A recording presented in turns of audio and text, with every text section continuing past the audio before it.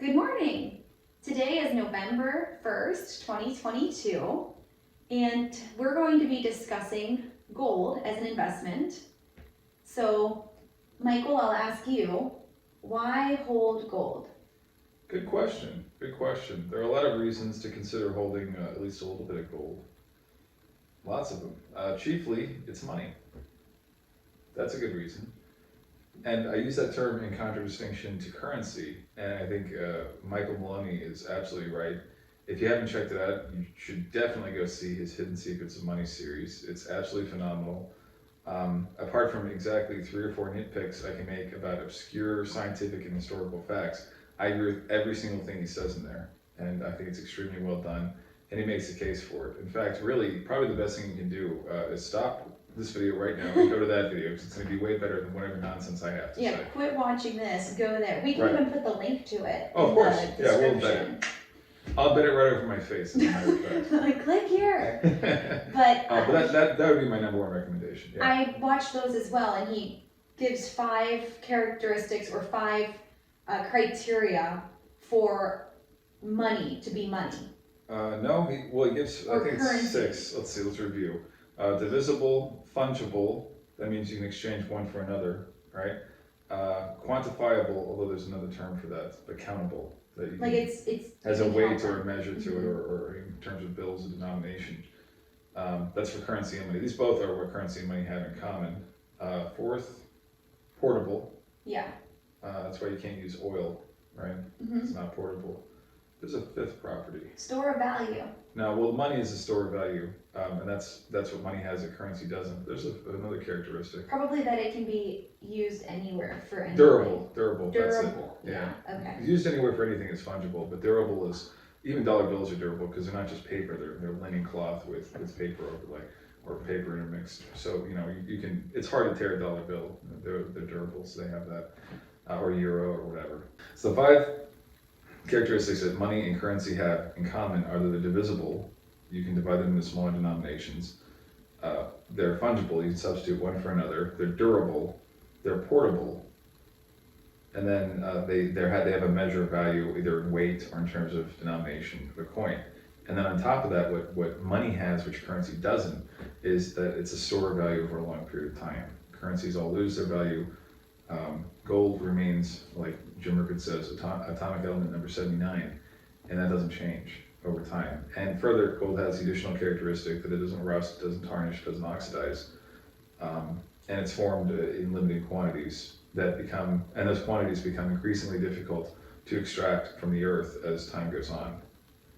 There have been some rare historical exceptions to this, especially with silver more than with gold, but for the most part, with rare variations, gold has risen in time with the industrial capacity of mankind.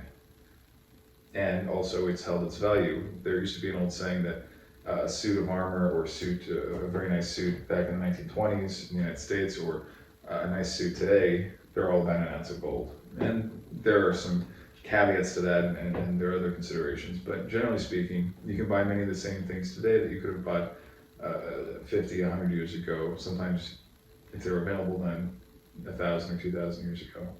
Gold maintains its value. I never considered that way. Yeah. That one gold coin can probably purchase about what one gold coin could purchase at any other period in time, even though the dollar value may have changed drastically. Right. Interesting. Or for that matter, the dollar didn't exist like 500 years ago. Yeah. Right? Or 1,000 years ago. And it probably won't exist in 500 years from now. Or if it does exist, even 50 years from now or 100 years from now, it might be still called a dollar, but the meaning of it will be different. Yeah. Yeah. So gold is money. That's probably the chief reason to have at least some of it. It's money, well, like Jim Rickard says, par excellence. There's nothing that compares to it. Yeah.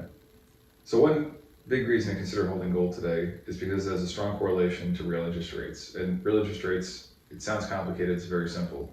You have the interest rate, right, minus the rate of inflation. So the the interest rate, it's nominal. Right now, the interest rate on the 10-year U.S. Treasury is about 4%. The inflation rate given by the United States government is 8.1%. I don't agree with the second number, I think it's wrong. and the first number is being artificially screwed with. But if you do a calculation just with that pro forma calculation with that data, then you get 4 minus 8 equals -4%. And that is the real interest That's rate. the real interest rate. So the real interest rate in the United States today on the dollar is -4%.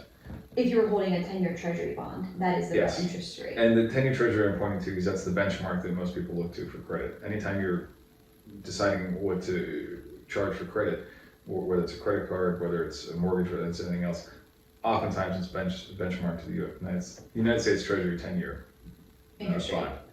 Yeah. Okay. So the more negative the interest rate goes, the more people buy gold. And the reason for that is because as the interest rate goes down in real terms, the value of the dollar goes down in real terms, right? Mhm. And so anybody who's holding on to instruments that pay a yield, especially bond instruments that pay a yield in the currency that's being devalued, they tend to, once they realize what's going on, they start to sell those off and they start to buy gold. So gold's correlation, I have to double check and the number, and it depends on what time series you look at, but it's about a 0.89 correlation, which in correlation terms, it goes from 0 to 1. That's a very strong correlation. Yeah, that's pretty Right. close to 1. So we have negative real interest rates, and probably in actuality, the real interest rates are closer to 4 minus 15 to 4 minus 18%. So they're a little closer to -9 to -14%. Yeah.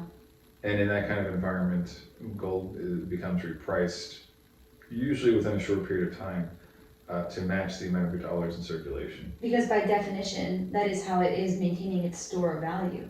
Yes, By increasing, or by being, you said it was negatively correlated, so inversely related. the price of gold is correlated to real interest rates. Yes. Positive, it's a positive Yes, correlation.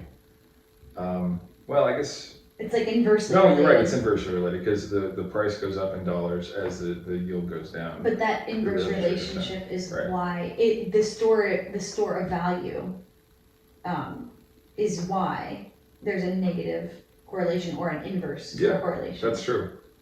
Yeah, because gold stores value. One interesting insight that I got from the Hidden Secrets of Money video, and I'm not intending this to be a commentary on that, but I have to allude to it at some points because he makes very, very insightful points.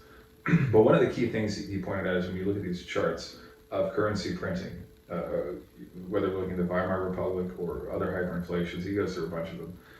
But the trend is the price, the currency amount goes up, right? Like Parabolic. the number of units. The number of units of currency, number of dollars, number of rubles, number of Deutschmarks, or Reichsmarks, I think they were. Anyway, They go up marks. parabolically. They go up parabolically, and the price of gold goes up and touches them, and then retreats for a while, and then touches them again, retreats for a while, and touches them again. So the price of gold, it lags behind the currency printing. Currency printing goes up parabolically. Over time, parabolically. And then gold meets that and sometimes exceeds it. Comes back down, meets it, exceeds it. Comes back down, meets it, exceeds it, until eventually, usually the currency is discontinued. Yeah. You know, a new type of mark is issued, or a new type of dollar is issued, or a new type of ruble is issued, right? Yeah. So, It seems like it makes sense to me on the face of it that all currencies should be backed by money. right, or better yet, we probably shouldn't have currencies anymore. The idea of paper currencies make sense, much like the idea of paper books made sense. It was a cheap and easy way to print out a substitute that could be redeemed, that was easier than carrying around a purse full of gold coins, keep a bunch of bills. And most of the initial currency issues, throughout much of the United States, they were done by banks, or sometimes even by companies. Mm-hmm. You know, this is redeemable, this many dollars, whatever. In gold, right, or in silver. The silver certificates were a thing too. That's fine, and that's a product of a bygone age. Well, now we're not using paper for many things these days, and we can easily quantify with computing technology. We can quantify gold down to nanograms if we want to. And digitally transact Sure, it. 0.0000001 ounces of gold. I'll pay that in exchange for a slice of pizza. Sounds Yeah. like Bitcoin. Pretty much, yeah, we Although- could easily do that. We may do an episode in a subsequent recording about Oh, that. you're gonna force me to do it. I know, Yes. I know. But they, besides the fact that it may not be as constant of a value, the store of value isn't really there with that, because it fluctuates so much. But they do transact in little fractions. Every time I try to talk about gold, everybody and their mother wants to talk about Bitcoin. You know what? Well, Say they the call Bitcoin for the Bitcoin, all right? They call it the digital gold, but we'll have Yeah. we'll do a separate edition on Bitcoin. But what you can do in actuality is you can take an ounce of gold into the bank, you can give that to them and say, not modern banks, but a trustworthy bank that's not being run by a central bank, a real bank, an actual bank. Again, not one of the ones we have today, but one that would be in accordance with 19th century banking principles. You can take an ounce of gold, give that to them, they hold it for you, and then if you want to spend fractions of an ounce of that and credit that over to other accounts, you can easily do that, right? Digitally. Digitally. That's Right. how it would And be then, done now. and then if for whatever reason you accumulate an ounce of gold and you want to take it with you somewhere traveling, or you want to do whatever with it, store it away somewhere safe, or whatever you want to do, you can go to the bank, and as long as you have at least a certain amount, like 1 ounce or even a half an ounce, quarter ounce, whatever, you can redeem it. To me, that seems to make so much sense if that was not even just the United States currency, but the global Yeah, means of transacting. that would be fantastic. The counter argument that a lot of people will say is, well, if you don't have enough currency in circulation, not enough will get done. And that might have made sense back when you talked about gold as just being ounces of currency and you had to physically transfer those. But if you have a redeemable gold standard where you can go to banks and physically redeem gold and silver at any time, then that argument goes away, because you can print off fractions and fractions and fractions and fractions of gold and silver too, for as much currency as is necessary to drive economic output. Yeah. So I disagree with the Keynesians on that. But anyway, okay, so moving on, price weakness, I wanted to talk about that recently. So gold hit an all-time high. So far it's a double top formation, although I don't think that'll be the conclusion of it, of around just short of 2,100, depending on what contracts you look at. If you look at the continuous adjusted contract, it hit about 2,100 twice, although back in August of 2020, and then again in March of 2022. And recently it's been languishing down in the 1600s here where it is today. I think somewhere in the 1650s currently. And the reason for that is because, like I said before, gold is very strongly correlated to real interest rates. And recently the United States Central Bank, the Federal Reserve, has been artificially increasing interest rates, right? By letting bond purchases expire, basically net selling bonds. They've also been introducing what's called quantitative tightening. So again, they're net selling bonds into the open market. And whenever you have a net selling of bonds into the open market, it drives bond prices down and it drives yields up. So if the U.S. Treasury 10-year goes, and it has in the course of this year, from about 2.1% to 4%, right? That increases the real yields, because real yields are nominal interest rates minus inflation equals real yield. So if you have that situation where the nominal yield's going up and the inflation is remaining constant and also probably being undercounted, then you have a real yield that's supposedly rising. I don't believe it actually is. I believe inflation is much higher and probably has actually increased throughout the course of this year, but it's harder to prove. So anyway, so the real yield has gone up, and so therefore a lot of people have traded accordingly. They've sold off gold in response to that. Once there's any pause in interest rate rises, or I think there's a situation where interest rates decouple in a way, the nominal rates decouple from gold price. And what I mean by that is the interest rates on if bonds are being sold off, if people keep selling off U.S. Treasuries, realizing that inflation is higher than the government is telling us that it is, if people start to realize that it's not actually 8%, it's actually closer to 15%, closer to 20%, maybe it's 20% next year, who knows? Or if they believe that inflation is going to be higher than the government states that it is, then what they'll do, you'll see a decoupling of nominal rates and the price of gold. Rates can go up, nominal rates, and the gold price can go up alongside that. And we saw that decoupling in the 1970s. I think we're going to see that again. Yeah. Because it does, I mean, I understand what you're saying, but it is also strange to watch, like, okay, yes, the bond yield is going up maybe 1 or 2 percentage points, but it's still a real negative interest rate. Right. So it's like, why, it's a little bit, I think, as someone invested in gold, it is a little bit frustrating or difficult to understand why that happens. But I understand a lot of these are institutions making big trades based off of, oftentimes I imagine it's sort of like data driven metrics that they're looking Exactly. at off Well, of formulas and then. Peter Schiff points that out, and he says, and I think he's correct, that a lot of these trading algorithms, they're based on news. They screen for news and then they do things accordingly.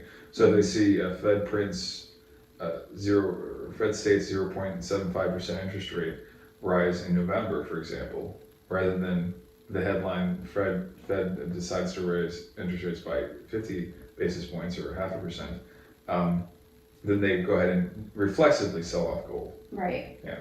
It's sort of baked into the algorithm. Right, but the counter argument to that is, okay, even with that immense selling pressure by large trading houses and hedge funds and all kinds of groups, gold has gone down in price from its all-time highs. But first of all, it's gone down in price less than its all-time highs than many other investments. And secondly, it's gone down from its all-time highs a little bit, but it's still hanging around at or above the time around COVID, before and after the March 2020 low in gold price. So it's above that low and pretty well above it.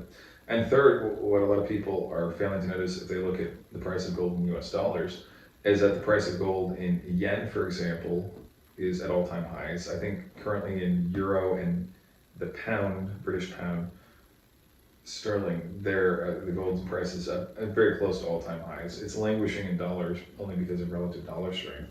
And the idea, the belief, the mass psychology that a lot of investors have that somehow Fed will be able to rein in inflation, which I don't think they will. And is, not that I'm just trying to refer to people smarter than me the entire time, but as Peter Schiff rightly points out, whatever the actual rate of inflation is, that is the interest rate that the Fed is going to have to set if they're going to be fixing interest rates at all, which they shouldn't be doing. It's not constitutional.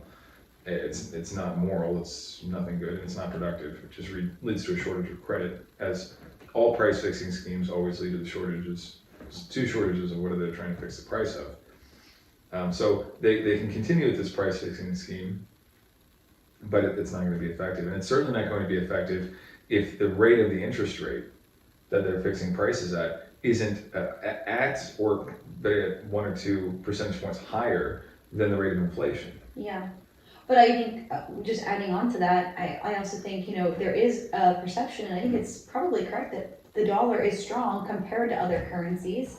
And so people, I think just especially here in the United States, because the dollar is strong and we do have the global reserve currency is the dollar for a lot of the world, that we can afford to have high levels of inflation and things will still be okay. Would you agree with that, or do you think that's incorrect? Up to a point, and that brings me to the next point that I wanted to bring up, was that gold, in addition to being money, it's a geopolitical crisis hedge. Yeah. Which really is a subset of it being money. If there's a massive war going on, maybe people don't want to buy euro, yen, dollars, anything like that. They want to hold on to portable money, including nation states, which is very important. Nations will buy arms from each other, but they'll usually only do it in exchange for things like oil or gold. They're not going to do it in exchange for garbage currency. Yeah. You mentioned the dollar being a reserve standard. That's true, but it was called the exorbitant privilege, and we've thoroughly abused it. Yeah. It's like having a really good relationship with a nice, person you're with romantically, and then you just call them names constantly for 20 years or 40 years or 60 years, and you're just horrible to them. Well, eventually they might leave you, or at least you'll see a decline in the quality of your relationship. It's the same thing here. We've abused that so thoroughly as a country, Mm-hmm. for all sorts of reasons. Can you name a few examples of that? Uh, I'm, what comes to mind for me is probably our relationship with Saudi Arabia is quite strained, and they're kind of Sure. the reason that the petrodollar is in existence. I don't pretend to be a geopolitical expert or any expert in politics or international affairs or anything like that, but I can follow the basic trends and acknowledge them. The creation under Kissinger of the petrodollar system, where we allied with Saudi Arabia back in the 70s and supported their government basically unconditionally, their theocracy, their monarchic theocracy. We supported them in exchange for them agreeing to only trade oil in US dollars. That was significant because they were and still are the producers, the most economically efficient producers of oil in the world. They can effectively set the oil price as high or low as they want compared to every other country. So they're sitting on a massive oil reserves. I read that those oil reserves are shrinking. It's becoming more expensive for them to extract it. There are some other problems they're having, and they're having to flood a lot of their oil wells with seawater to get it out. And there's just a bunch of problems with that. But generally speaking, they're still a low cost producer. So yeah, we had them institute the petrodollar system. So a lot of other countries had to hold reserves of dollars in order to buy oil. Right, oil. We've done this with a lot of things in international trade. We've leaned on nations to engage in international trade in US dollars. We've leaned on them to hold on to US treasuries as collateral for their central banks or their international banks, their commercial banks. We've leaned on them to do a lot of these things, but that comes to an end when specifically the thing that those dollars are based on, which is that the undiluted productive capacity of the United States to engage in trade, when that starts to go down, well, first of all, it's become diluted. We keep issuing way more currency units than we really should. Secondly, our productive capacity has gone down in a lot of real terms. Yeah, okay, our GDP keeps growing, but the GDP calculation has a lot of flaws. There's government spending in it, which is not usually productive, and also our productive capacity. Look around you, right? Where are the farms? Where are the factories? Well, okay, but tax services are supposed to be everything. Yeah, okay, I recognize that you can have, there have been some steps and leaps and bounds in tech, that there's been database structuring, that some applications have made things a lot faster, more efficient, easier, that some data gathering has been effective, even to some limited extent, some artificial intelligence algorithms have been beneficial for mankind and increased economic efficiency. I recognize all those things. But GDP has been going down just objectively over the years. Since like the 1980s or 90s, it's been. No, that's patently false. Oh, I thought that our productive capacity has been going down Not for measured in like GDP. decades. No. Oh. Measured in labor force participation rate has gone down. Measured, I think, in capacity utilization, it's gone down. I don't know. I have to look at. But GDP is a flawed measure with it, and that's probably a subject for another day. But in a general sense, those countries that are holding onto dollars, they're intending to redeem those dollars one day for products that are made or in the United States, right? Goods or services from the United States. I don't think they're going to get literally. They're not going to get any bang for their buck, right? They're not going to get any value from that. Yeah, and the United States citizens holding on to dollars, intending to redeem those services from each other, are going to have a similar problem.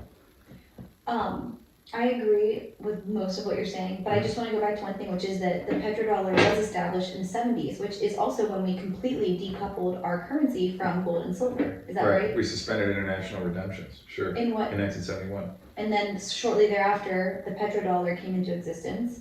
But that allowed us to print a lot of currency without, I would think, without as much, well, I don't know, the 70s we had a lot of inflation, so perhaps we did, yeah. Perhaps that's not true, but I feel that because we have the petrodollar and we are a global currency, that is maybe why investors today, even with negative real returns on bonds, are still willing to hold those when gold should be the place that they're turning to in an environment like we're in now. But we don't see that yet, at least not yet. I can't speak to the motivations in aggregate or individually of specific investors. I do see why some people tend to want to hold on to the dollar, right? When they see it going up against other currencies, I can understand the reasoning behind that. Or if they see a Fed tightening cycle and they are incapable of doing the basic arithmetic of realizing that 4 minus 8 doesn't equal -4.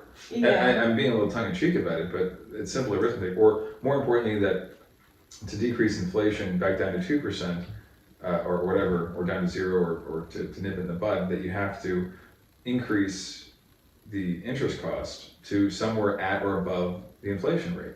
Yeah. So if the inflation rate's 8%, then right now, in order to really seriously combat inflation, the U.S. 10-year Treasury yield ought to be 10%, or thereabouts, you know, and that will then set the interest rates for everything else higher. of course. So then, but then we could be in a major contraction of the economy. I mean, that Yes. would be deflationary. Yes, and a lot of people are afraid of that. I think deflationary impulses are completely fine. Mike Maloney points this out too, that in 1921, there was a major deflationary event that occurred, and there, for about a year or two, a lot of asset prices were revalued to the downside. A lot of people went broke or bankrupt, and everything got repriced, everything got reshuffled, and it was over within a couple of years. So it can be maybe like painful, but healthy. Healthy in the aggregate, and healthy individually, well, if you're holding on to assets that are overvalued, maybe that's not so great for you. But then if you're holding on to a lot of assets that are overvalued, what were you contributing to the economy to begin with, right? If you're sitting on a house that you've lived in for 40 years, that's gone up in value from, let's say, $150,000 to $1 million today, for a combination of inflationary reasons, maybe local reasons, and that house gets repriced $200,000, you know, okay. Yeah. Right, I don't know if I should I feel bad? Is it a problem? Is that something I need to worry about? You know, I don't think so. Keynesian economists don't like deflationary impulses because reasons. Well, because I mean, isn't the idea that the more you spend, the more even borrowed money is good money, because it's just anything that's causing the economy to be productive. Well, yeah. Or that they would say that money just stimulates the economy. Spending stimulates more earning, or stimulates more production, I guess. Right. Yeah, and if you have a decline in the amount of currency available in circulation, because a lot of it's gone to money heaven in the evaporation of value of assets, then the idea is you'll have less spending going on. And if you have less spending going on, then right, there's not going to be any enticement for producers to put out products if people aren't buying them. Yeah. And the idea is you can languish for a long period of time. And I don't know how true that is. I've got a lot of problems with that, and I don't mean to get into it right now. Yes, we should focus today on why hold gold. Right. So but at any rate, we're talking about some of this is geopolitical hedge. Yes. The petrodollar system being put into place, and that eventually being unwound, because I think you were excited to talk about this. How the BRICS nations are only recently, about a couple of weeks ago, they've begun putting more seriously than they ever have before plans in place to exchange either through bilateral agreements or for the creation of a commodity-based currency that they controlled to contravene a lot of the policies of the United States. Yeah, and to compete with the U.S. dollar on a global scale. Yeah. And I now, think. So, real quick, just sorry to interrupt, but the BRICS nations, now, am I understanding that those are the nations, the top 5 producers of clay bricks in the world? No, incorrect. No. I actually. Tell us about the BRICS. I mean, I'm actually not sure if I know all 5 of them. It's definitely Brazil. India, China. Oh wait, Brazil, Russia, India, China. Choose our word. Are we gonna get banned for this? We might be banned. Wait, Okay. and then what's the S? South Africa. South Africa. Okay, at least it's not Saudi Arabia. We'd be in bad shape if it was Saudi Arabia, because they're holding the petrodollar still. Although I know our relationship, is quite strained there. But yeah. So those 5 nations, and Michael and I have discussed this. You know, I think I don't really. I mean, I'm sure that it would still hurt the U.S. dollar if some of these countries, because they are a little more authoritarian in nature, they could command that their citizens use that instead of dollars, right? So that could still, if India and China as countries no longer, I don't know though, do they transact domestically in U.S. dollars currently? Chinese and Indian people, I don't know. But if A lot of them do. but if their country, if China and India came out and said, we no longer use U.S. dollars, you may no longer use U.S. dollars. Instead, you must now use this other currency that we've created along with, our partners in the BRICS alliance. Could they enforce that? I mean, I feel like the style of those governments are more authoritarian, where they would have that ability to completely export all the dollars out of their country and domestically only transact in their own currency, or is that I'm not even sure you need an authoritarian regime to do that. For example, Russia had held something like $1 trillion or $1 trillion in it was $0.7 trillion in United States treasuries. Those got frozen and actually effectively seized and reneged upon in a formal default by the U.S. government, which is really dirty. Even if you're at war with people, that's a really dirty move to make. And then China sold off a lot of U.S. treasuries as in a net basis. So they just stopped buying new ones where they would have previously recycled shorter-term treasury capital into buying new treasuries. So does that mean there's less US dollars internally in those countries to even transact with? Well, there's less bonds. So if China sells off US bonds, then that, like we discussed before, that decreases the value of US bonds, increases the yield. Right. Yeah. And they're refusing to receive dollars any longer, at least that they would have been paid in those bonds. So those dollars that would have been flooding into their system Are no on a longer. 5% yield or whatever percent yield are no longer going to go into their system. So the point they're is- kicking dollars out of the system. Okay, so the point is that I think this kind of also just, this does kind of corroborate with the whole idea I have that even if it's not a gold-backed standard, but they collectively come up with this new currency that they want to use as, at least in theory, they want it to compete with the dollar globally, or In at a least. multilateral trade agreement. Right, or at least in domestically, it probably would be used. Okay, so the point is, even without the gold standard being a part of that currency, if we have most people in China and most people in India, those are huge numbers of people on, even globally, Third of the population of the world. Right, so they contribute to they make up such a large portion of our global population that if all of them who currently may transact in dollars amongst themselves no longer do, or they do but in a much lower frequency, then that is not good for the dollar. It's not good for us here because those dollars come back to us. And secondly, it would be inflationary domestically here if those dollars came back here and they Sure, couldn't be because the dollars that exported. were being held in reserve for trade reserves are being closed off in their accounts. They're being sold off to the United States in exchange for something else. Right, but if kind of a step further is the geopolitical risk that these nations come together, they create a currency that they want to transact in, and then they back it. It's backed by gold by gold. That would be, I think, very, very damaging for the US dollar and for our economy here, because I think that would compete, if not totally, I guess, I don't know what the right word is, but it would it would beat out the dollar. Sure. Everywhere. Here's a thought globally. experiment. Why would anyone want to hold the dollar globally whenever they could hold something that's backed by gold, or by gold, specifically gold? Because it's going to hold its value when the dollar is. What did it do? We printed like 18% more dollars in the last 2 years or something. 40%. 40%. It's a lot. So the point is, people know. Globally, everyone knows Right. that the dollar is losing value. A currency backed by gold will not. So there'd be no competition. Here's a question. It's a thought experiment. Let's say you knew for a fact that the Chinese were going to back their yuan in gold. And the Chinese have a ton of gold. As a matter of fact, it's estimated they have 40,000 tons of gold, at least. So let's say How much does the United States supposedly have? 8,000 tons, but they haven't let anybody audit it since the 1950s. So they have a lot more than us. They do, and also we don't even know if we have our own reserves, because again, with this lovely, transparent, open government we have, we've gotten so much information about all these necessary and important things. Yeah. And that's one of the things that's gone to the wayside. Our actual gold reserves, we haven't had it independently audited.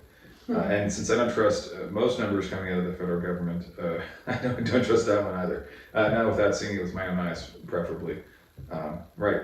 So the Chinese have a ton of gold. And if they were to peg the yuan to gold. Now, you say peg, but let me clarify something. You can do pegs of all kinds, and pegs don't mean anything, in my opinion. I think a full redemption in gold is necessary. So backed by gold. Not Is even that backed by gold. You can have a gold backing without redemption rights. When I talk about redemption, I mean you can take a 100 yuan bill, or probably realistically, I don't know what the price would have to be. But let's just say, for the sake of argument, they issued the new yuan, and the new yuan had either 1 yuan or 100 yuan to 1 ounce of gold. You could do that. They could do that, or 1,000 yuan, whatever they want. Probably to it would put be, it at. I would think, a larger number because it could be, And small denomination, like silver. just divide it up. But they could put it whatever they wanted to. And so if you had a redemption standard with a currency in China or any other country where you can slap $100 or 100 yuan bill or 100 euro bill or whatever it is, 100 Swiss franc bill on the counter of a bank, any bank, and get 1 ounce of gold, that is a redemption standard. Yeah. Now, I'll ask you this: would you rather be paid in dollars or in yuan that are backed by gold? That yes, you'd have to fly over to China to redeem, but you could redeem. Oh, if I had to fly to China to redeem it? Yeah. I wouldn't want to hold it, but I don't think you'd need to. My argument is that if any currency, something that we don't even carry or have access to here, is backed by gold, any one currency comes onto the global platform or the global scale, and they say our currency is backed by gold, especially if they have a lot of gold. Yeah. You know, the country has a lot of gold, and probably whatever country would do this, I imagine, would probably at least believe they have the most gold of any country. Because that would be a powerful move to make, or at least they have to have a lot. Sure. They have to think they're one of the top holders of gold. But it wouldn't even matter if we never see that currency here. I think it would. I think our dollars. I think every other, especially us, because we do transact globally. But I think a lot of other countries, any currency that is not backed or pegged to gold or whatever, I don't think we could redeem it for gold here. But I think our dollars would suddenly be closer to gold in their value. Does that make sense? I don't know how to quite word that. You think in order the price of gold would go up significantly because in all the non-gold backed currencies? Right, because in order for our dollars to have some way of, I don't know, like the measurement against that currency would be then how we measure our dollars, right, which would be against gold. Right. I think you're absolutely right. I think that such a situation would probably emerge. Yeah. And in that scenario, I don't think it's hugely likely. I think if it were to happen, I'm sure there would be a long period of time before it was really adopted or really even developed. I don't think that's like, something that we're super worried about. But let's just say that happens. In addition to the import of tons and tons of dollars coming back to our domestic market, which would be very inflationary, we would also then have basically this kind of like calibration of the dollar to gold that would just happen, I think, organically, or like just because in a free market, that's how things would happen. The dollars would have to then be like every dollar that would be in our economy would have to be some divisible amount of the total amount of gold that we have. I don't know if Not necessarily. I don't know if I'm explaining What I think this you're trying well. to say is that if there's a currency out there that's backed redeemable by gold, so a full redemption currency, and our dollar wants to have any chance of competing with that. If anyone's going to hold our dollar at all, then they're going to hold that, and there's going to be a big sell-off of dollars because a lot of them are going to get rid of it, and maybe some remaining people will sell it. Will hold on to the dollar, but then what keeps them holding on to the dollar at all? What puts a floor under the dollar? Yeah, I'm not even sure that it would be like, oh, now the number of dollars in our economy has to be whatever the total amount of gold our country holds, and then divide that up so that each dollar is only basically essentially we'd be back to a gold 8,000 standard. nominal tons of gold divided by Right, however many number of dollars we have. as the divisor, and then the total number of dollars. That's what I'm thinking would happen naturally because it would make sense. People but do those probably, calculations. It puts the price of gold at like 40,000 an ounce. Yeah, but $40,000 an ounce right now. But probably that wouldn't even have to happen. I think what would really happen in that scenario is we would just have such an inflationary episode. Like the dollars would be worth so little that I think it would just become almost completely worthless, and people here in America would want to hold gold. Yeah. I mean, we would go back to just wanting gold because that would be the only thing that would hold value. Unless the United States re-allowed retail redemption rights for gold, yeah. which could that could support the dollar.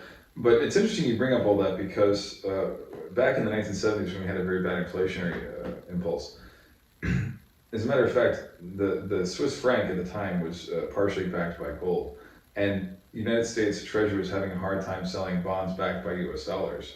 So they actually issued bonds that were payable in Swiss francs. Oh, that's interesting. Yeah, in the 1970s. So that's I think it was happened 1970s. before, where there's a currency that is objectively stronger than the dollar, Yes. and then we use that as a kind of like a marker for Yes. how to value our own currency. So- So that's, I mean, and I don't want to say that I think that's definitely going to happen, but I think that's a very, very dire situation that the United States would be in. I don't want to see that happen. I think that would be very, very bad for us. In a lasting and meaningful way. Like, I don't think that would be a brief thing. I think It's in the cards. that would turn everything upside down with our society. I mean, Yeah, just well, everything would be Okay. so screwed up. But That's what happens but- sometimes. if you're holding gold in that situation, you're gonna be, I mean, things are gonna be bad for everyone here, but you're gonna be in a really good position, I think. Or at least less relatively screwed. Yeah, and hopefully you can get out of the country, because I feel like you don't even want to be living here in some sort of scenario like that. But yeah, I think gold has a real place in that scenario. On the topic of geopolitical crisis edge, I also want to point out too, when there are major wars that break out, a lot of countries will trade in gold. You've probably heard stories about back in the days of the socialist Nazi regime in Germany, and then the socialist communist regime in Russia back in the 1930s and 40s. They would steal gold from their citizens notoriously. That's happened before, and then also, like I said before, countries will buy and sell gold from each other during times of war. And also, the price of precious metals tends to go up, gold specifically, when there's major catastrophe. So if there's an outbreak of war, I'm not happy about it, but probably one of the likely outcomes, especially if the war becomes nuclear in nature or involves a large number of participants, is the price of gold goes up relative to many other things. Yeah. Yeah. Or can I just go back to what I was talking about? I had one Sure. other thought. Absolutely. Is that a third alternative to this scenario, if there is another currency that is backed by gold, is that the United States, in order to maintain the value of the dollar, has to back it by gold, and then they have to say every $40,000 is now worth 1 ounce of gold, and they come out and say that because that at least gives us some backing. Yeah. That holds them accountable, so that once they peg it, or not peg it, but once they make it redeemable, Well, they could do a peg, Or which whatever would they be do. a ghost of a Yeah. redemption rate. but honestly, But how that many would- people would trust a peg at that point? I would only trust redemption. Well, but at the end of the day, the point is that would stabilize the economy here. It'd be crazy, but if you held gold, you would suddenly be extremely wealthy, if you Yeah. had a lot of gold, because the dollar value, and then also you would stop seeing inflation because they would probably stop printing, and they would say, okay, now this is just a set rate and it's backed by our gold, and then on a global scale, of course, every unit of dollar is probably worth a lot less than a unit of another currency that has more gold for less units. But I'm getting on a tangent here. The alternative to that is they could try to round up all the citizens who are thought to have had gold and torture them until they give up the location of it, and then torture their families too. So I mean, there are a lot of ways that. okay, well, I don't this. like to think about that, but I just think that I that's, wouldn't put anything past this government. well, I don't know what they're alright. going to do. I don't know what they can and can't do. I know they've done a lot of dirty things recently and in the past. So But we want to think positively. I suppose anything is possible, but in as much as this is already kind of an unlikely scenario, I think. I'll help you. We can think positively. Gold at atomic number 79 has 79 positively charged proton particles. Okay, that's not the only positive. There's other positives. Not everything in this conversation has to be negative except the cations. Okay, but the point is, I think you mean protons. cations are positively charged Ions. ions. Gold doesn't take a charge. It's Okay, inert. well, it's number 79, so it has 79 protons. Yeah. All right, fair enough. Come on. But We're in the look. sciences. You can't say stuff like that. I can't look, make you no worry. one here has to remember that or understand that. Okay, the point is, we're talking about very obscure, unlikely situations. They are negative, but I don't want to think that we're going to have our doors banged down by our government seizing our precious metals. If that were that likely, then our whole argument for why hold gold is completely invalidated. We should be telling people, don't hold it because the government's going to take it from you. So I think our whole premise is that's not going to happen. We think gold is a good investment because it will not be seized. Well, people can leave their houses before government comes around looking for them.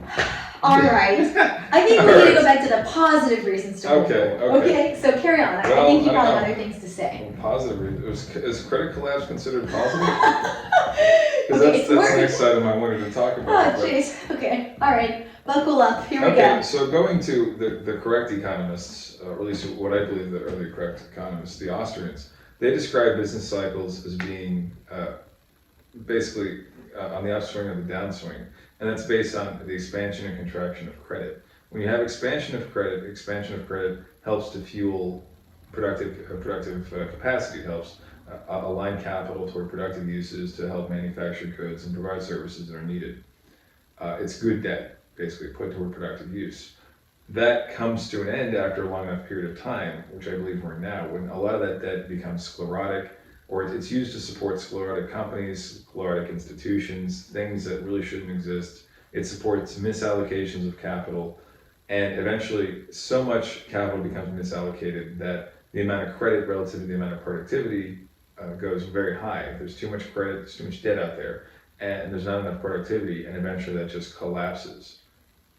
And when it collapses like that, there's different schools of economic thought, different approaches on it. There have been a lot of different studies of the Great Depression, which is probably the best known example of when we had a collapse of credit and gold prices do well, or especially gold miners do well. So that could happen, and I think gold's a good thing to hold in that event. Mm-hmm. And by credit collapse, when there is a collapse of credit, interest rates organically, even without central bank price fixing, organically interest rates go up because banks stop lending. That's what a credit collapse means. They just stop lending. They stop doing credit cards, they stop doing mortgages, or they pause or curtail the numbers substantially. It's called a credit tightening cycle. And when credit's tightened, then if you want to get a loan, they'll still give out some loans, maybe, under very limited circumstances. If you want to get a loan, you got to pay through the nose for it. You've got to pay, 17% for a mortgage with a very stable job. For example, if you have a super stable job, it hasn't gone away in a very bad recession or depression, you still really want to buy a house, you can't quite afford it, and you might be able to get, a 17% loan or 27% loan or whatever it turns out to be in a credit contraction. That can happen. And if you have a credit contraction, usually that means all the assets that are tied to credit, bonds, stocks, and real estate, those all go down, and gold maintains or its value as it did in the Great Depression, or as in the case of mining stocks, goes up 3 times compared to its 1929. Compared to 1929 to 1933, as everything else went down about 75 to 90%, gold mining stocks went up 3 times about, measured by I believe the HUI index, and which is run by Barron's, and then the price of gold remained constant. But at that time, price was gold. Dollars were gold, so they were interchangeable. Yep.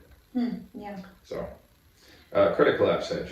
Yeah. I think it could serve as. And if the credit doesn't collapse, I think everyone probably already knows this, but credit by itself is the creation of more dollars. It is inflationary, although I'm sure by itself it's not hugely impactful. But when we're already experiencing inflation because of other things, and we have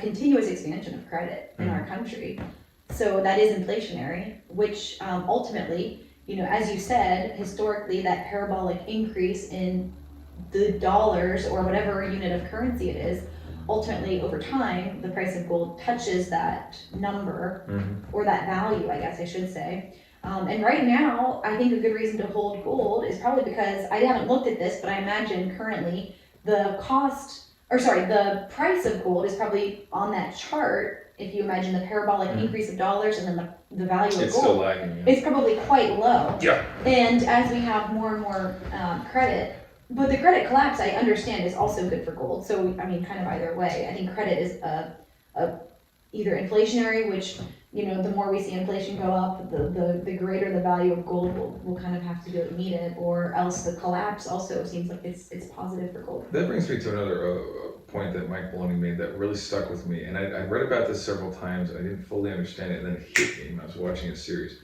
He pointed out that, yes, central banks and treasuries can inflate currency, and they do a lot. But then the secondary effect that drives inflation is the extension of that credit, the extension of credit by commercial banks. That Yeah. is a huge multiplier on that effect. I think it's something like every dollar that the bank gets from us into a savings account, they're able to like They lend out like rehypothecate. $10 for every $1. Isn't Yep, that? at I least mean, 10, and arguably it's 100. And arguably now, under most banking standards in most countries, we don't have any fractional reserve system in dollars, or for that matter in gold. So no, they can, yeah, they can lend a large number of dollars, and they already have, right? And I think they're starting to kind of contract on that.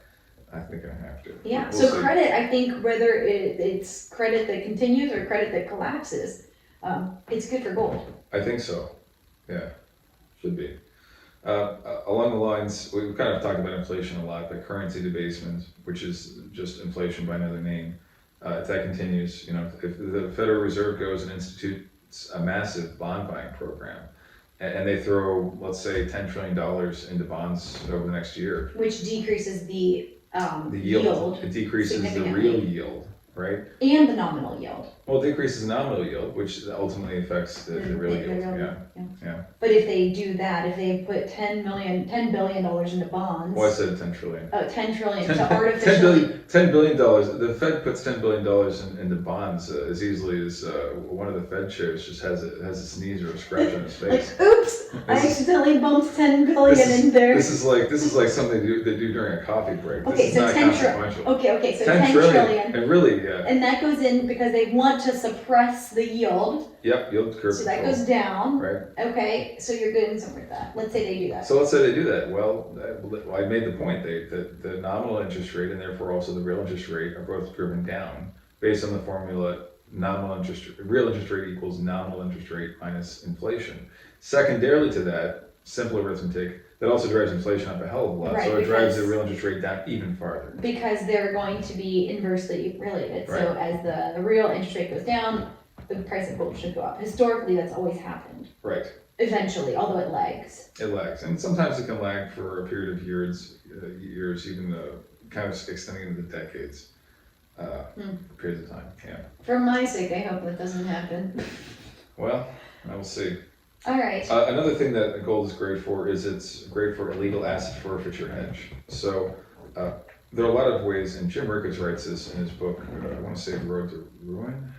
I think it was Road to Ruin, and he points out that a number of legal logistical frameworks have been put in place, unconstitutionally, by the way, but they've been put in place to allow for the immediate freezing and forfeiture of all United States citizen assets simultaneously at the behest of the United States government. That alone is a reason, first of all, not to keep a significant amount of wealth in bank accounts. And secondly, also to hold whatever wealth you can outside of bank accounts, because they can be frozen at any time. And even if that weren't true, let's say Jim Ricketts is completely wrong.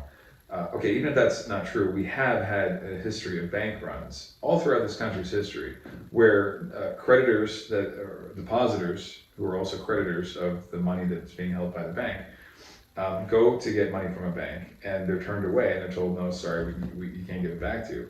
Because banks do what's called fractional reserve lending, which I don't have a problem with as a general rule, but obviously some banks and some central banks and governments take it to extremes, and it becomes a big problem, especially once you get over fractional reserve lending rates at 40%. Anytime, or I should say under that, when you're not keeping at least 40% reserve of all your depositors, I think you run into a lot of problems. But let's say there's not some big centrally mandated freeze of all accounts, but let's just say that there's a run on the bank or a run on the banking system for whatever reason. I think that becomes a real big problem, especially if you want to get physical cash out. Well, that's like they say, I think a lot of people who experience bank runs before, they keep cash in their, under their bed or something, they keep cash. Well, they're mostly dead, at least in the United States. Well, yes, but I'm saying, that's like the saying, like keep your cash under the pillow or something. Right. But you'd say keep gold under the bed. Maybe not under the bed, but you say certainly not, preferably in your house, but in a safe location that you have exclusive access to. Yeah, well, we can talk about that a little bit more later. Yep. Any other thoughts on that? No. Yeah. So I guess we'll move on to the next really big question: is how to hold gold. Oh, I know. In your hand. That's one way, certainly. Certainly. A lot of people will say if you don't or can't hold it, you don't own it. There's a lot of truth in that. Yeah. And I'm not going to go into any more detail on that. I'll leave it to your imaginations. But storing it in a safe location that you have exclusive access to, or that is very safe, makes a lot of sense, preferably outside your primary residence. Yeah. Vaults are another great way, and I want to make the distinction. I don't mean banks. I don't mean bank security deposit boxes or anything associated with the banking system, because those deposit boxes and that banking system becomes inaccessible if there's a run on the bank or there's a centrally mandated freeze on access to banks.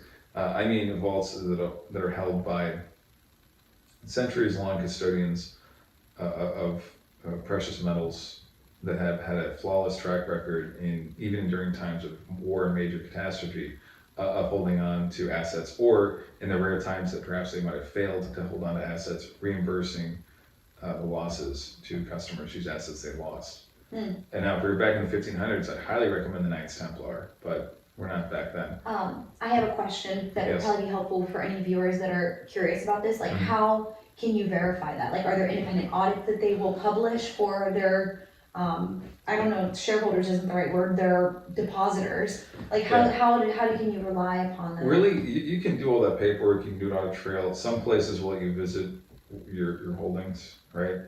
And maybe I'll put together a list at some point. Just to point, ask maybe people. things to consider if you're going to. The number one thing would be reputation. Look at anybody who's been around during major wars and conflicts.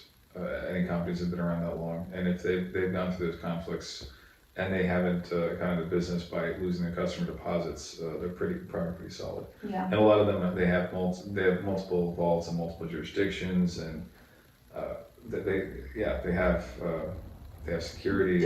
They're very sensitive, much more than you or I might be to. They're very sensitive in shifts of geopolitical situations. So they're one of the first ones. If there's a country that's about to get invaded significantly or go to war, they'll take all of their holdings out, put them on the trucks, and get them the hell out of there before you and I even probably realize there's a war going on. And because it's part of their business, right? That's how they stay in business. Yeah. Well, just a follow-up question is, Sure. do some of them, at least publicly, do they have like independent audits Yeah. performed that they will? Yeah, but then an independent audit is only good as the independent auditor. So, you can get an accounting firm in there or any specialty firm there to go through and count and assay everything and make sure everything that's stated, they can look at the bar numbers and everything else and make sure, yes, this bar's here, this bar's there. Yeah, they can do that, and they can audit the holdings and make sure that they're there. But then even if those holdings are there, and brings us to the next point I want to bring up, which is the concept of segregated versus allocated storage. Even if they're there, how do you know what's yours? If you have allocated storage, let's say you own 1/1000th of a 1,000-ounce bar of something, or 1/100th of a 100-ounce bar. Okay, great. You own 100th of it. How do you redeem that, right? And if there's real catastrophe in the world, the big limitation is they have to somehow ship it to you, which means you have to be in a certain location at a certain time.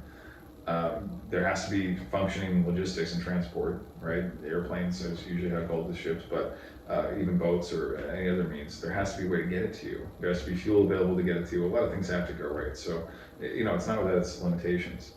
But I think I didn't quite answer the question you asked. I just asked if they do independent audits. Independent audit. Oh, what the point I was trying to make with that is you don't know necessarily that they will be able to deliver to you, and theoretically you don't know if they will have the will to deliver to you. Now, if everything's going sideways, what's to stop, especially a newer company, from just taking out all the holdings and going off into obscurity? Yeah. To live on those. So that's a possibility too. So you do, or you recommend, not that we're advisors or anything, but just in a general sense, you prefer. Prefer is a better word. I don't recommend it. Yeah, you prefer segregated storage so that you know exactly what's yours. Yeah. Rather than putting it into a pool of kind of a communal pot. It's more expensive. It costs about 1% a year per holdings, but you can get it segregated in your own name with your own account. If you have bars with serial numbers on them, you can make sure that the bars, especially if you visit in person, some will also take pictures of it for you, but you can make sure that what's what you have in person. Yeah, probably being able to go and say, I'm gonna show up here, and then they show you the bars with the serial Right. numbers. I mean, that's That's probably proof pretty positive. reliable. Now, if things really go sideways, does that really matter? Maybe not. Mm-hmm. So there's caveats there and there are difficulties and restrictions. But and the other thing I've mentioned too is to have them in multiple jurisdictions, right? Especially jurisdictions that aren't that don't always play nice with each other. Mm-hmm. So having everything owned or everything deposited in the United States, for example, especially in the same state, could be a problem. Having everything stored in United Kingdom could be a problem, or Australia, anything like that. Yeah, but there have been reports. I don't want to get into this in too much detail because I don't know all the details, and a lot of it's based on rumor and innuendo. But there have been some concerns that some government-run mints that run allocated storage programs have had significant delays, and by significant delays I mean many, many months of people trying to get physical delivery of their holdings. Mm. So I'm very wary of trusting it to a government mint of any kind, in part for those reasons, but also in part because if that same government is intentionally screwing over its citizens by debasing the currency, why wouldn't they screw over their citizens by reneging on gold holding, reneging on forcing citizens to renege on their gold claims? I don't see any reason why they wouldn't. Yeah. Well, can we talk about my favorite form of investing in gold? Sure. I like gold royalty companies. Is it time or not yet? I was going to talk just yet about gold royalty Okay, companies. carry on. Let me know when it's time. Oh, that's fine. I was going to talk about exchange traded funds.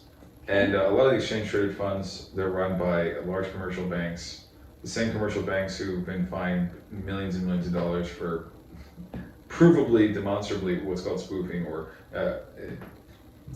trying to influence a gold price and silver price, to manipulate it in order to make a profit in the futures markets. Those same banks who are doing that, they're also the custodians of all the most of the ETFs out there, exchange traded funds. And if you don't know an exchange traded fund, it's the idea of it is you put dollars into the fund goes and buys a certain amount of gold or silver or whatever you're trying to get, and they issue a certain number of shares every time they go out and buy more. As people buy more into the ETF, as they put dollars into it, if the dollar value of the ETF is high enough over the price of gold, those companies will issue more shares, sell those shares into the open market, take those shares, go buy some more gold, basically. And the reverse is true too, is if the price of gold goes, or if the price of the ETF goes down below the price of gold, they'll actually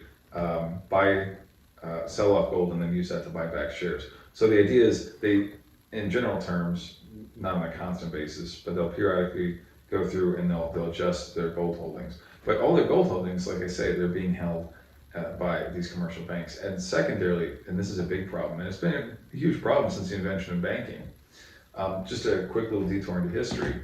The modern banking system was largely formed from or a byproduct of Italian goldsmiths in the 1400s. They worked on gold, and they also realized, of course, back then gold was money, as it is now. And they realized that they could issue claims, paper claims on gold, or they could lend out gold to some people, or lend out paper claims based on the gold that they had, because they're goldsmiths. And they could do that. They do fractional reserve lending, right? They started that system, and the process of that, when you talk about gold, it's called rehypothecation. So you take the same stack of gold, let's say you have 100 ounces of gold. Well, you can lend out paper claims on that gold. Let's say 200 people each for an ounce, right? You've rehypothecated your gold 2 times over. So if all those holders come to claim it once, you might run into a problem where they all want their gold, and you only have 100 ounces. But you've issued certificates or redemptions for 200. I believe, and there's a lot of evidence to show this, and there are organizations and people who are who much better understand the nuances than I do. But the principle historically has occurred, it appears to be occurring today, there's rehypothecation of that gold. So maybe a certain large bank is holding on to, let's say, 100 tons of gold, or they claim to. And let's say 100 tons of that is supposedly owned by, let's say, Venezuela. 100 tons or 200 tons of it is owned by one ETF. Another 500 tons is owned by another ETF, et cetera, et cetera. So you don't know how many parties have laid claim to that gold. right? Or at least I don't. And a lot of the ETFs have started putting legal language saying that instead of redeeming or paying out the gold and actual gold itself, you have to accept redemption in cash. Well, why would those claims be in there if they weren't expecting to have to use them? So, and on top of that, almost every legal construct has the underlying clause of force majeure. So there's force majeure that is an act of God or something that prevents somebody from being able to carry out routine duties. Then they can always just say, hey, you know what, force majeure, I can't get it to you, sorry, too bad, so sad. Yeah. Mhm. You're taking notes like you're about to say something interesting. No, I'm just curious what other things you had that you wanted to Oh, share. well, really just, I was gonna leave on mining stocks, which I suppose include royalties. And I like And, royalties. I don't really have a whole lot to say about them, except that I like them because historically, whatever the price of gold is, oftentimes they will go up a little bit more than the price of gold, and that's probably the same with mining companies. But I think where mining companies can be a little below the price of gold when it's down, they fall a little bit farther down. Royalties, at least generally speaking, they tend to still maintain a price per share that's a little bit above what the price of gold would be, if that Yeah. makes sense. They don't fall quite as far. So if gold falls like 10%, the royalty company may only fall 8%. And likewise, if gold goes up 10%, the royalty company, oftentimes those shares will go up 12%, just as an example. Right. So for that reason, I like royalty companies. Also, sometimes they pay a small dividend, so that's kind of nice, where you don't get that with gold, Right. or maybe the mining companies do also pay dividends, but Right. they just tend to be a little more volatile than gold, so they fall and rise more drastically in either direction. Yeah, I think if people are interested, we can do a separate video on the different types of mining shares, royalties, everything else. We probably don't have time to discuss the entire scope of that Yeah, now, but those are other ways to invest in gold. And, they have the same problem that any paper claims have, which is that, there's a big problem with a massive legal crisis or a huge domestic crisis or something else happens, or right. there's a loss or blackout of infrastructure, and the amount of shares you have in a particular company is unclear or uncertain. There could be a lot of problems with that, but Yeah, that's one way to do it. I think I bring up David Morgan, who's another great guy talking about gold and precious metals and silver and the rest. He's really well known for his silver commentary. But he says, I think this is very good advice worth considering. If you're new to the precious metal sector and you're thinking about getting involved at all, the very first thing you should do before you go out and buy new shares of mining stocks, before you buy ETFs, before you buy anything else, take a certain amount of capital that you have, a certain amount of cash, and buy a certain amount of physical gold and silver. Have that. He does. I think he gives a couple of metrics. I think he says 5 or 10% for that. And just have that. So David Morgan recommends this because it's good. It helps you sleep better at night. And a lot of people say that having a certain supply of gold doesn't have to be a ton. In fact, for most people, it can't be anything close to a ton. But a lot of people do feel like they sleep better having maybe 5-10% of the net worth. I'm comfortable with a much larger number, but that's me. But they feel better having a certain amount in physical gold. And as I normally say, like, I do think we'll see how things play out over the next, I don't know, few years with inflation and everything, in the economy. I think right now gold to me makes sense as an investment vehicle, and I guess we'll see what happens. Yep. But I mean, we probably could do another discussion where we get into the details about, different ways to invest and the pros and cons, because I think there's definitely some drawbacks and some benefits to a variety of approaches. But that being said, is there anything else you wanted to say before we conclude? That's all I got. Okay, well, I think this was a good discussion. Sleep on it, but don't sleep on it. And sleep better with it. Do you like that? Okay, maybe next time we'll get more into this, but for now, goodbye.